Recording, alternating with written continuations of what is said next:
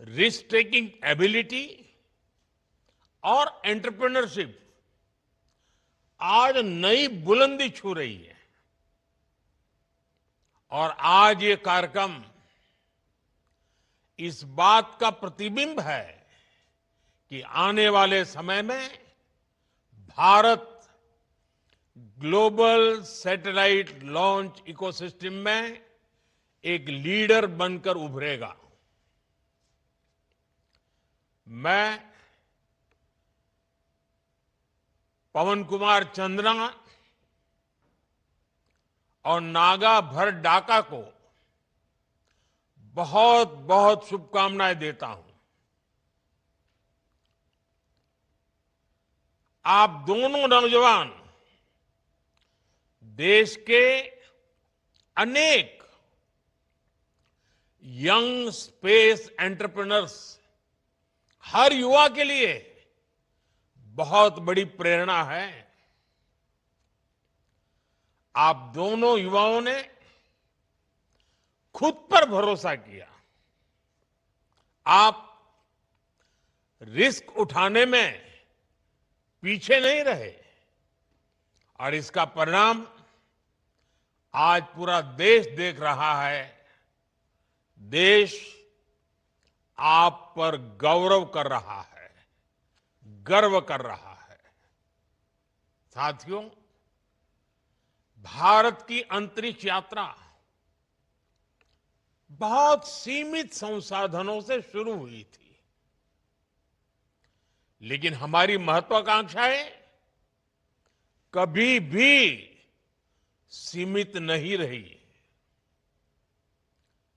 वो भी एक जमाना था, एक साइकिल पर रॉकेट का हिस्सा ले जाने से लेकर दुनिया के सबसे भरोसेमंद लॉन्च व्हीकल तक भारत ने सिद्ध किया है कि सपनों की ऊंचाई संसाधन से नहीं, संकल्प से तय होती है।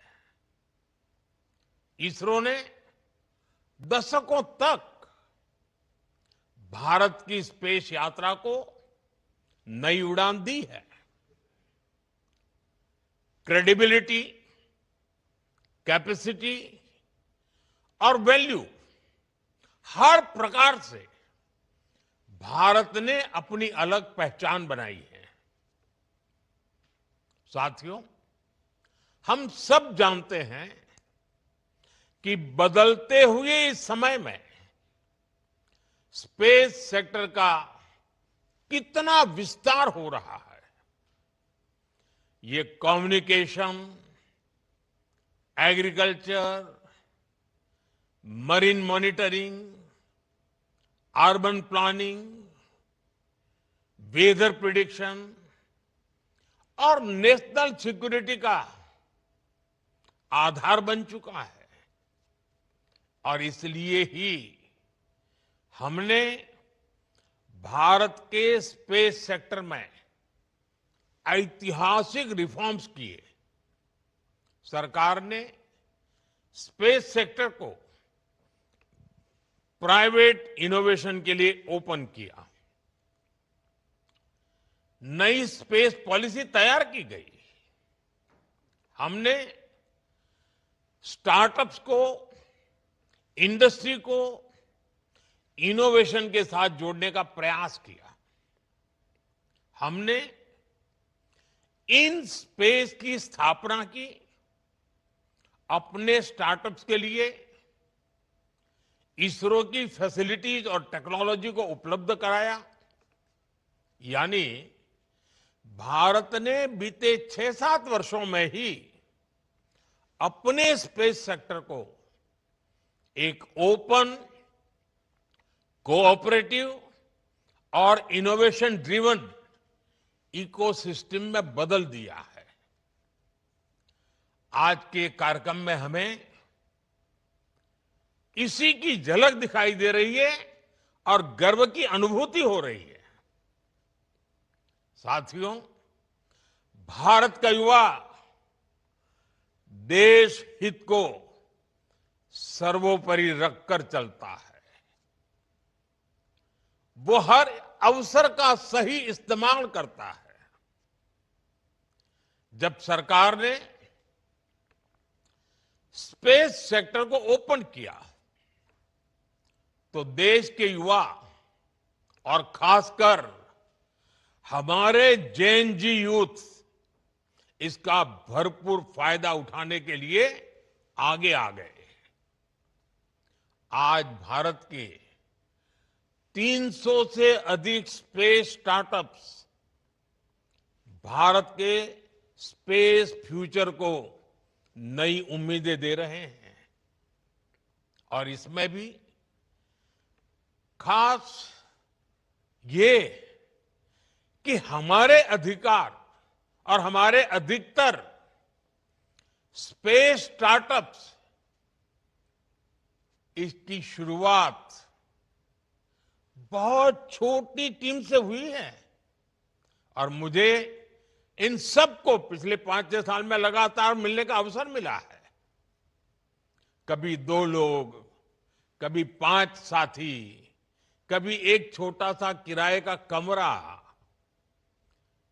टीम छोटी थी, संसाधन सीमित थे, लेकिन इरादे नई बुलंदी छूने के हैं। यही वो भावना है जिसने भारत में प्राइवेट स्पेस रिवॉल्यूशन को जन्म दिया है। आज ये जेन जी इंजीनियर्स, जेन जी डिजाइनर्स, जेन जी कोडर्स और जेन जी साइंटिस्ट नई नई टेक्नोलॉजी बना रहे हैं। प्रोपल्सन सिस्टम हो, कंपोजिट मटेरियल्स हो, रॉकेट स्टेजेज हो, सैटेलाइट प्लेटफॉर्म्स हो, भारत का युवा आज उन क्षेत्रों में काम कर रहा है जिनकी कुछ साल पहले कल्पना भी संभव नहीं थी। भारत का प्राइवेट स्पेस टैलेंट पूरी दुनिया में अपनी अलग पहचान बना रहा है। आज ग्लोबल इन्वेस्टर्स के लिए भारत का स्पेस सेक्टर एक अट्रैक्टिव डेस्टिनेशन बन रहा है। साथियों, आज दुनिया में छोटे सैटेलाइट्स की डिमांड लगातार बढ़ रही है। लॉन्च फ्रीक्वेंसीज भी बढ़ रही है। नई नई कंपनियां सैटेलाइट सर्विसेज देने लगी हैं और स्पेस अब एक स्ट्रेटेजिक एसेट के रूप में जगह बना चुका है। इसलिए आने वाले वर्षों में ग्लोबल स्पेस इकोनॉमी कई गुना बढ़ने वाली है। ये भारत के युवाओं के लिए बहुत बड़ा अवसर है।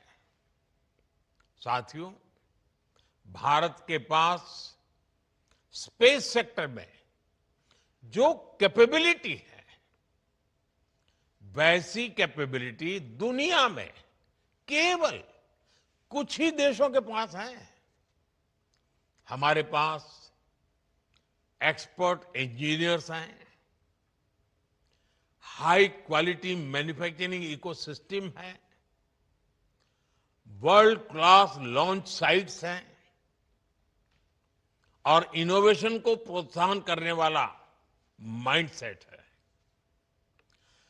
भारत की स्पेस कैपेबिलिटी कॉस्ट इफेक्टिव भी है और रिलायबल भी है।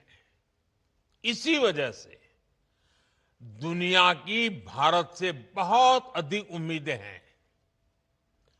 ग्लोबल कंपनीज भारत में सैटेलाइट्स बनाना चाहती हैं। भारत से लॉन्च सर्विसेज लेना चाहती हैं,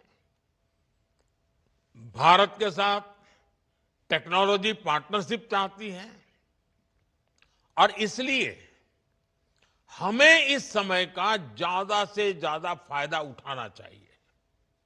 साथियों, आज जो बदलाव हम स्पेस सेक्टर में देख रहे हैं वो भारत में हो रहे स्टार्टअप रिवॉल्यूशन का हिस्सा है। बीते एक दशक में अलग अलग सेक्टर्स में स्टार्टअप्स का नया दौर शुरू हुआ है। फिनटेक हो, एग्रीटेक हो, हेल्थ टेक हो, क्लाइमेट टेक हो, एजुटेक हो, डिफेंस टेक हो, हर क्षेत्र में भारत के युवा, हमारे जैन जी नए समाधान दे रहे हैं और आज मैं दुनिया के जैन जी को भी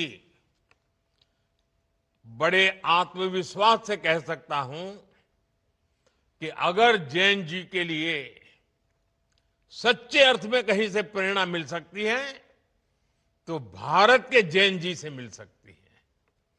भारत के जैन जी की जो क्रिएटिविटी है, भारत के जैन जी की जो पॉजिटिव माइंडसेट है, भारत के जैन जी की जो कैपेसिटी बिल्डिंग है, ये अपने आप में पूरी दुनिया की जैन जी के लिए आदर्श बन सकती है। आज भारत दुनिया का तीसरा सबसे बड़ा स्टार्टअप इकोसिस्टम बन चुका है। एक समय था जब स्टार्टअप का मतलब केवल कुछ बड़े शहरों तक सीमित था, लेकिन आज भारत के छोटे छोटे शहरों और गांवों से भी स्टार्टअप निकल रहे हैं। आज देश में 1.5 लाख से अधिक रजिस्टर्ड स्टार्टअप्स है। अनेकों स्टार्टअप्स यूनिकॉर्न बन चुके हैं। साथियों, आज भारत केवल एप्स और सर्विसेज तक सीमित नहीं है। हम अब डीप टेक, मैन्युफैक्चरिंग और हार्डवेयर इनोवेशन की ओर तेजी से आगे बढ़ रहे हैं। Thanks to Jain ji. आप सेमीकंडक्टर सेक्टर का ही उदाहरण लीजिए। सरकार ने जो ऐतिहासिक कदम उठाए हैं वो भारत के टेक फ्यूचर की नींव को मजबूती दे रहे हैं।